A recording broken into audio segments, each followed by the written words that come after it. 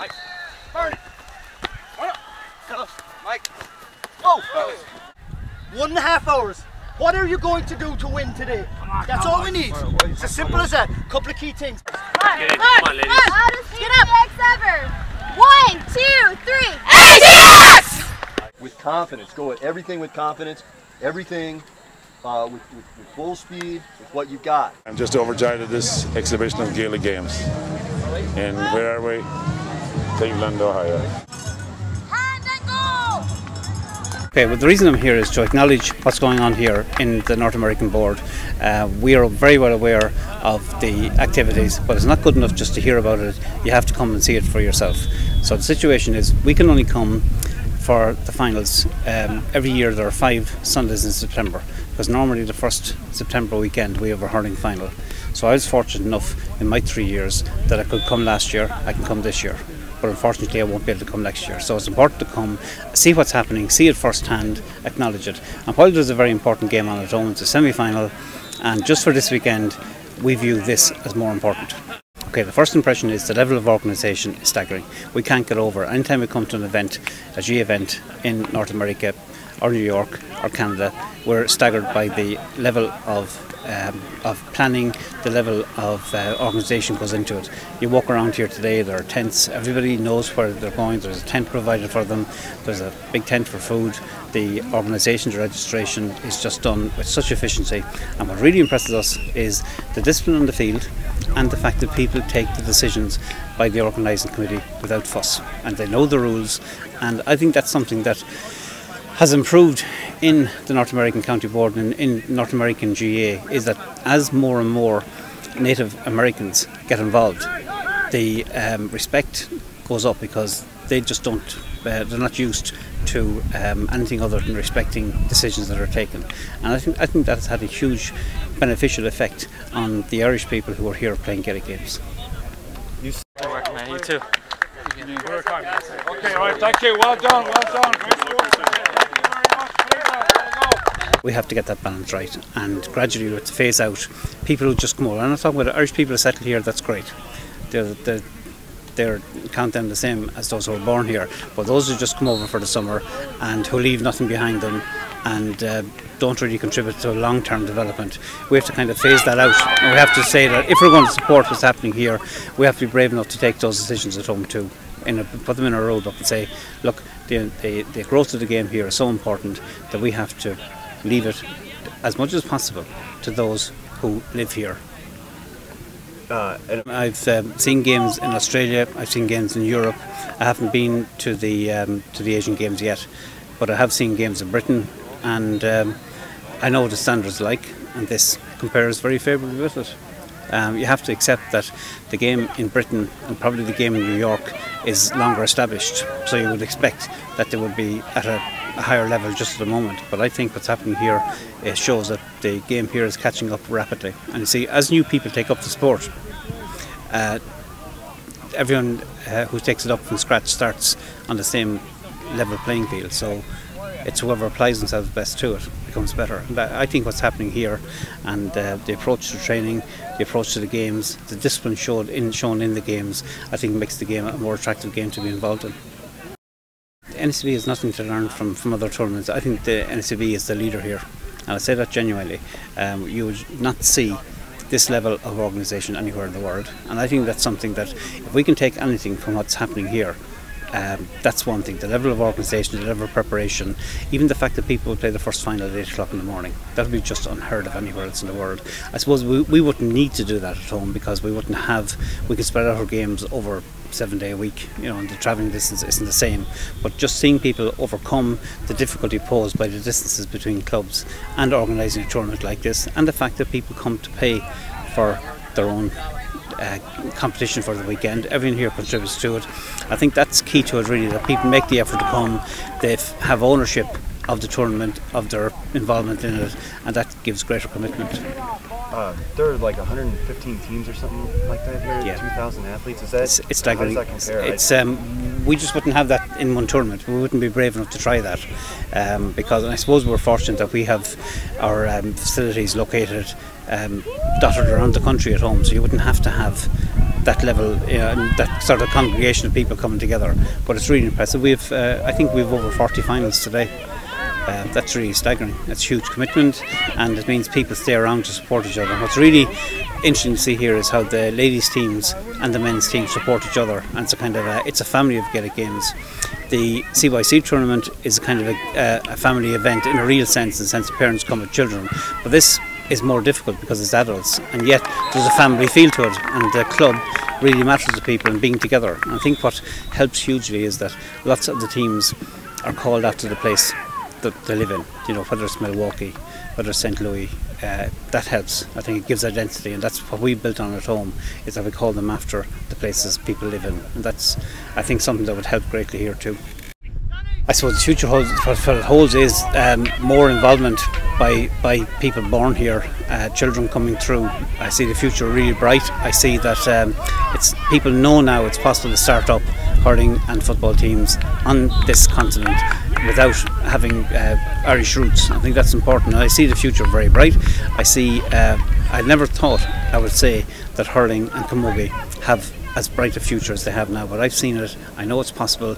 I know our games are good, and as I said to the Milwaukee after their final, hurling belongs to everybody who wants a part of it. And I think that what's happening here is people have seen the game, they like it, they've taken ownership of it, and that's delighted. They've taken what we have, brought it to another continent and developed it. And I see the future really bright. I think that there's going to be a wider spread on the organisation.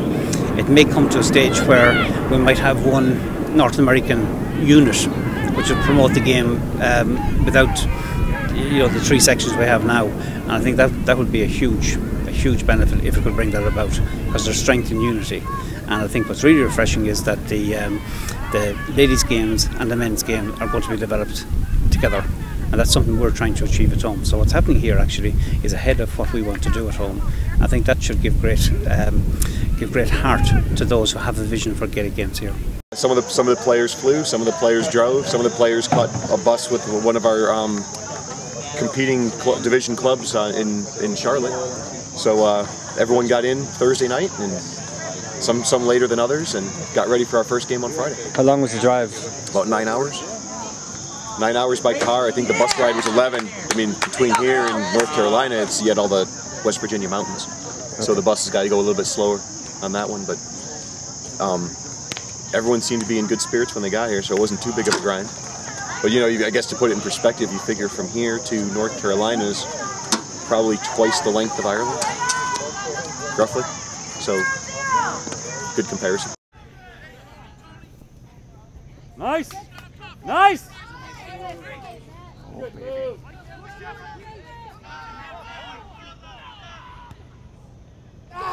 Not in my wildest dreams did I imagine the game turning out the way it turned out today. I mean, it's absolutely incredible. This group of guys battled all weekend in 4 incredible matches. Great football, The way we played today, I would have been okay with the loss, because we played great football. And this is a big moment for St. Louis football to finally bring home that cup. Come on! Oh, baby, come on! It's a great privilege. I mean, to have everybody come in from the Cayman Islands to Baltimore to Mason-Dixon, all around the country. Absolutely, big Irish community, a lot of pride this way. So to have them here and host it, have it go as smooth as it's gone so far, it's a great pride, and to play in front of the home crowd, amazing. Oh, yeah, no. You'll hear me scream my head off, I'm running wide open. I'm not going to call it. We've got tremendous growth in junior C hurling down in the southeast. So really the effort to be here is to kind of foster an excitement and an enthusiasm among the you guys. So when they go back down, they'll get their own teams going strong. So that's the intent of being here. I think everybody's had a great time, seen some tremendously good quality games going on. And right now we're supporting the Atlanta ladies, who in their first appearance in Nationals is actually in the final against Indianapolis. So delighted to be here, and Kevin Quinn's done a hell of a job coaching them. For a lot of girls, this is they've never even played in the North American final before. We've new girls every single year, American girls, Irish American girls. I'm from Ireland, I never even played in Ireland. It doesn't get old, and it's just, we can't get it enough, really. The American girls are so important, especially in the beginning. They're brilliant for rounding people up. It was an American girl that got me started, that got me playing. I didn't even want to play. Rounding things up, we have to get fundraisers organised, we have to get places for the Irish girls to live. It's all about the kind of background work, and then they're the best girls to be there for training all the time, to keep the spirit up. They're unbelievable. So proud of our girls, all American. We really put it all out there. Just have to work extra hard next year for a second round, and hopefully we'll have the cup with us again.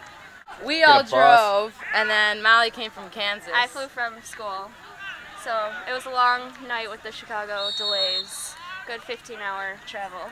I'll tell you, this has been an amazingly organized event this year. The pitch has been great. The players have said it's wonderful, not dry, and I'll say they've been working on this for 2 years and have been tremendous hosts. So, go Cleveland, go Buckeye State. Straight Fall City!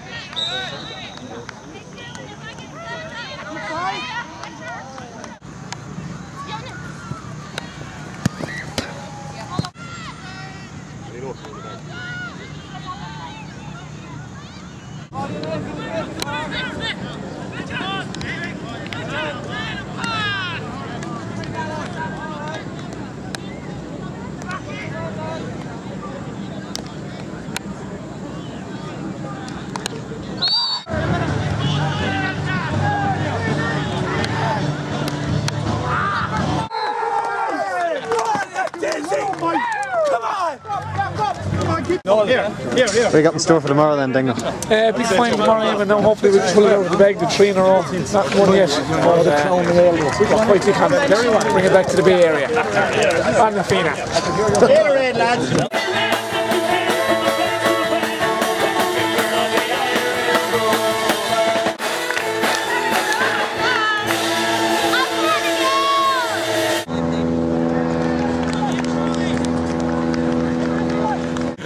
It's a great event. It's been really good.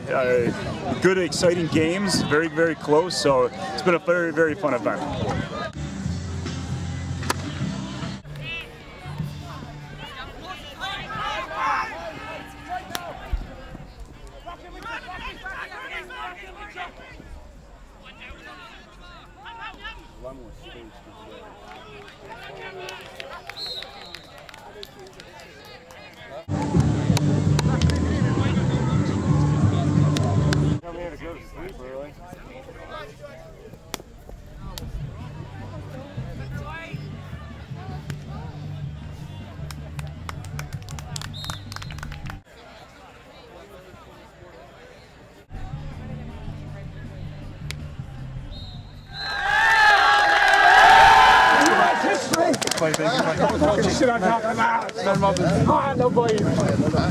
That's good. It was really cool. Yeah, it was the first time that we've seen that game, and it's amazing. Yeah. I play like all these other sports. It's like a combination of like football, soccer, basketball, all these other things. It's pretty awesome. It's cool to see. Yeah.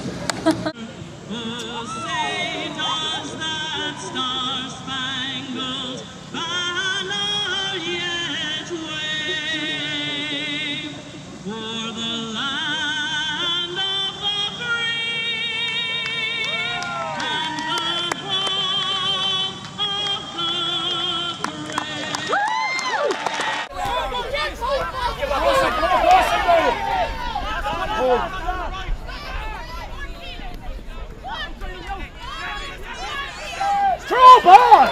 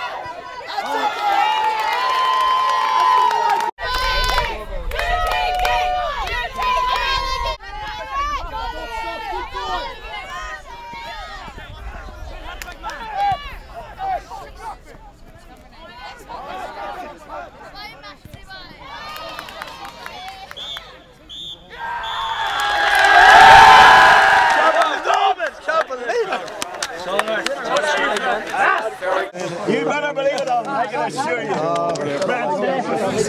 like to acknowledge that it's unusual that a region would win. Delighted to congratulate the ladies on the win this morning, the hurlers on the win.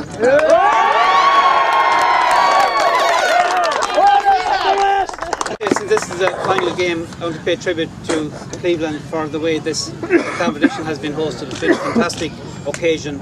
We've all been struck, all the visitors, Aileen Lawlor, President of Camogie, Pat Quill, President of Ladies Football, and myself, have been really impressed with how this tournament has been organised.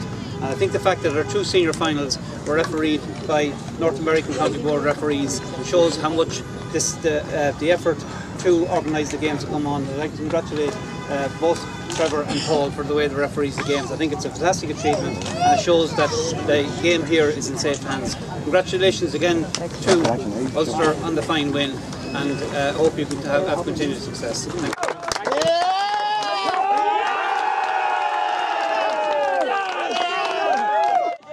Keep there, that's it.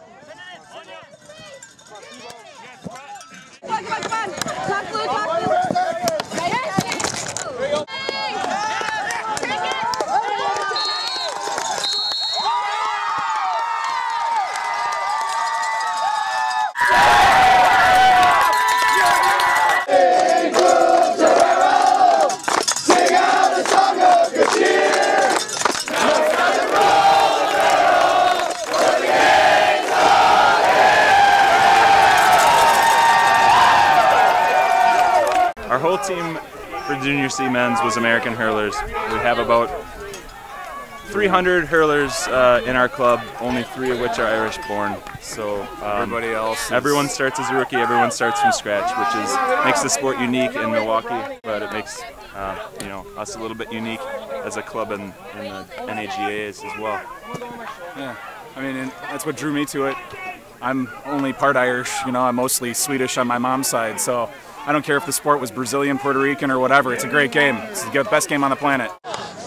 Very exciting when you go to overtime all the time. It's we're after having a lot of overtimes in the hurling this year actually, and they finished well. They finished very strong. Took their points, but they're just playing well. Interesting thing about Milwaukee now, they're going to have 2 Junior B teams next year, which is that's great for the competition. I mean, moving up to Junior B again. And when your second team is winning, you're doing something right. They really are. Very exciting now, fellas. Madison, what's their story? Well, Madison have come on a lot, and one thing that a lot of the regions are doing, and Madison in particular are doing, is they now have a Wisconsin League, where themselves and Fox River are playing over 4 Sundays in a round robin, and there are 2 squads from each city. So they're getting very regular games, and it's upped the ante in their city league by travelling to Fox River. So, and you can see the proof of that is in their standard of play. Their standard of play is very much improved, and they'll be back. I mean, Madison are a very good team to travel to tournaments, and they're a very good team to keep at it, and they'll certainly be back now and trying to win a Junior C. It was tough. We went up a division since last year. We won Junior B, went up to Junior A, and faced a very strong Chicago team. And we thought our preparation was fantastic. We suffered with a few injuries, but I don't know. I guess it's sad to lose, but we gave it everything we could, you know, and we know what we have to aspire to next year again. We're going to be able to talk to our kids about, like, my Uncle Jimmy is our coach, and they talk about 1981 when the last time the Nationals were here and all the great games, and we're going to be able to talk about this game going forward. Junior C competition, I think, had some of the most fans of any of the games here. We've watched Junior B and Junior A and all the rest of the games today, and I'll be hard-pressed to see a better game than that. More and more people who are born in America playing on games, and that's very, very important for us, because it means that there's development taking place already. I just witnessed Milwaukee win the hurling championship here, junior hurling championship, and playing another local team, Madison, and the standard of hurling was great. But the level of freshness that people bring to our Gaelic games here, because they come to us from all other different sorts of sports, and they just have a different outlook on how Gaelic games is played, whether it's football, hurling, or camogie, or ladies football. And we're very, very impressed by that. What I've seen here this weekend convinces me that while we knew Gaelic football would take off here, we knew ladies football would take off, the increase in the number of teams playing camogie and the increase in people from Native Americans, native born Americans who have taken up hurling at adult levels shows that you can play the game, that it's much easier to spread than we thought, and I thought that the freshness of the game I've just witnessed just blew my mind away really. I think it's fantastic to see people taking a fresh approach and doing different things, and what's happening in Milwaukee, if that happens around the country and happens abroad for us, hurling is really going to become an international sport very, very soon. I think we've seen enough now. We've talked about it long enough. We've seen that the evidence is there that it can happen. I think now we kind of have to work with those who want to make it happen with us. And I think you'll see greater engagement from the GAA in Dublin, in Ireland, with what's happening here and in the other places where it's growing around the world. Because we feel that now is the time. We know that the publicising of our games abroad, whether that's through computers, through the web, through TV, whatever's going to happen, we're going to have to make sure people can access our games, and that's going to be a challenge for us because we haven't managed to do it yet.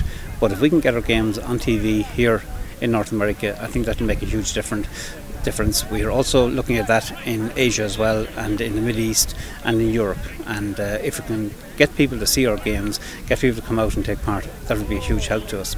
But what's happening here is very, very important to us, but what's more important is the fact that a lot of clubs here in North America are now taking the juvenile sections very seriously. Underage is going really well. I was present at the CYC games this year in Philadelphia, last year in Chicago, and our challenge now is to make sure that those players have a future playing at this level. And if that means cutting down on sanctions, if it means cutting down on people being brought out from home, just to make sure that there's a career path for a player who starts off playing in juvenile, that's the kind of decision we're going to have to make now with the North American board. But the North American board anyway has a healthy, sort of a fresh attitude to that anyway. They know, they see the future. The future is the young people coming through to play at this level with the adults who played for the first time. And if you consider that possibility wasn't around 10 years ago, you can see why we're really optimistic about the future. We came here proud with 4 teams. We have a Camogie team, a football team, a Junior C, and a Junior B Premier. I play with the Junior B Premier. We just won our semi-final in Junior B. We had a forfeit first round. We're extremely excited to be here, as we are every year at the NACB and the National Championships. We appreciate them putting it on. And I got to say, this Cleveland setup is fantastic. There's a big bar set for the future. I have been coming the last couple of years, and I just think they've been tremendous. It's fantastic, the development work that's going on, and congratulate Brian and all of their team, because I can see coming out every year. It's not that you were bad before, but there's always room for improvement, even at this stage. But the amount of hours you must be putting into training shows out there. It was a fantastic game. It could have gone either way, and I think that's a great testament to a good game. I just congratulate you. Thanks. I think it's great that the development work is going on. From back home, I bring this all back and tell them all at home, and keep playing, keep enjoying, and that's all I can say to you. Just congratulations. 1, 2, 3.